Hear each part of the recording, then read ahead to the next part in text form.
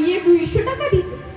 আমি যখন বাবার কাছে মাত্র 10 টাকা চাইতাম, তখন আমার বাবা বলতো, তুই টাকা দিয়ে কি করবি?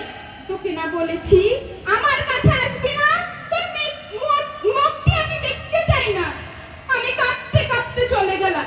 মা একটু পরে এসে আমাকে সান্ত্বনা দিয়ে বলল, মা তুই কাঁদিস না, আমি তোকে পড়াবো, আমি যেভাবেই হোক তো আমি তোকে পড়াবো। আমার মা আমার হাতটি খুলে বলল, মা নে, আমার এই জমানো টাকাটা নিয়ে তুই স্কুলে যা, তুই স্কুলের বেতন দে।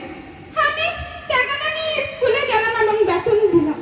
দেওয়ার পর খুব শীঘ্রই আমার পরীক্ষা। পরীক্ষার দিন বাবা এসে বলল, কিরে তুই কোথায় যাচ্ছিস?